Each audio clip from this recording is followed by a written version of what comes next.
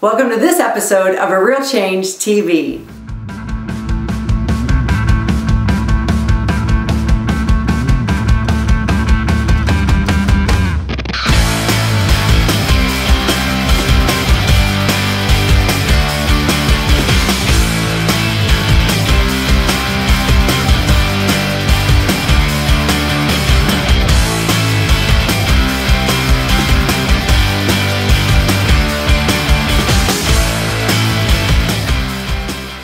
Hey, it's Sandi Krakowski, and I have a guest with me today because I have to tell you, my life has been completely changed by a blow dryer. Now, I also must tell you, for legal ramifications and everything else, the Super Solano has not been endorsed by me for any kind of monetary gain. I don't have any contract with them. I've never even talked to them. Quite frankly, I'd love to, because they have completely changed my life with their blow dryer.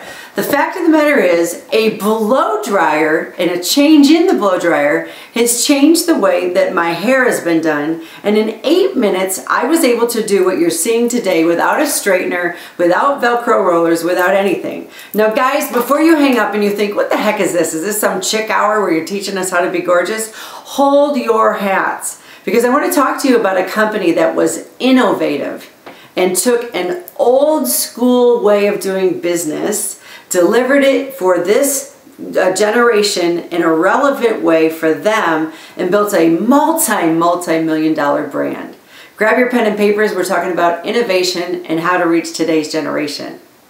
The Drybarcom is actually a company that I recently became familiar with, that literally their slogan is no cuts, no color, just a blowout. The dry bar, and I don't know if they use Super Solanos or whatever, but the premise is that this gal got this idea of starting a business in a small storefront where women could come in once or twice a week and have their hair blow dried out.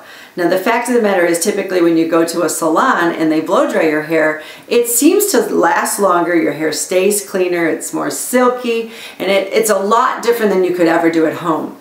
This little baby, and not necessarily the Super Solano, but having a high quality commercial grade blow dryer is the big difference. A lot of women don't know how to style their hair like they do it at a salon, and that's why we have experts who help us. But backtrack, back into the 50s and the 60s and the 70s, where women, our moms preferably and our grandmoms, used to go to hair salons and they would have their hair done. Back then it was dry and it would be pin curled. You'd have perms, sometimes color. Unfortunately, way too many blue hair and purple hair days. But that whole generation was removed when you could start doing your hair from home. People still go to the salon to do things like get multicolors for their hair. Occasionally people still get perms. We've got a whole generation now of straightening products on the market. But a blow dryer makes the big difference in a salon. And this gal at the Drybarcom took an old way of doing business, how women used to come into the salons years ago, and she actually created a whole innovative way where now women come in for nothing more than what they call a blowout, where they just blow dry it. They don't cut, they don't color, they just blow dry it for $35 a visit. And she expanded all over the United States in large cities. She also doesn't know me, we've never talked, would love to talk to her, but she's got a brilliant marketing strategy, and it's no small wonder in today's quick, fast-paced culture that being able to take something from the old way of doing business, bringing it into the demand for today, and delivering it in a way that was unique. I mean, who would have ever thought a blow dry bar where you go in and you sit in a stool, they blow dry your hair, and you leave with gorgeous hair.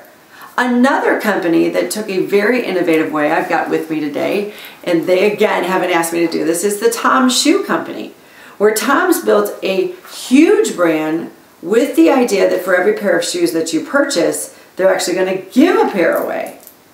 Here's the thing I want to leave you with today.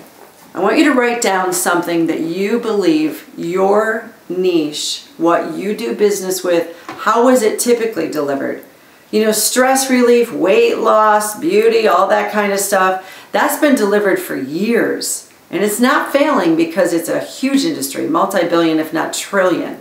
But it needs to be repackaged and even changed so that for today's culture and all the different stress patterns that we have today, things are changing. How could you re-deliver it? How could you put in the app culture? How could you bring in mobile marketing? I actually have someone who's clawing his way on my TV show. So we're going to have a cameo appearance here. This is Mr. Latte, my ragdoll kitty cat. Rather than redoing this video, I'm just going to bring him into the video. I want to ask you, number one, what you do. How could you take something from old marketing and deliver it today? This is what we do because we really believe in connecting with our clients just like old-time merchants used to do. And we do it through social media.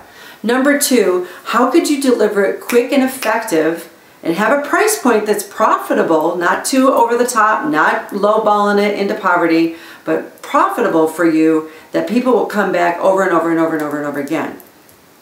That's another key that you want. So how can I take something from old school and innovate it into where we're going? Number two, well, how can I come up with a price margin that actually makes people come over and over again? Is there something consumable that you could deliver? Something recurring, something in auto shipment, something that they'll get hooked on and want over and over again?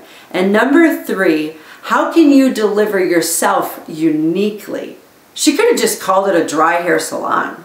She could have just called it a blow dry salon. She could have just called it, get your hair dried salon. But she called it a dry bar. Totally relevant to today's culture. So today's episode is how can you take something from the past, innovate it, deliver it uniquely, solve a problem with your solution, and create a winning business.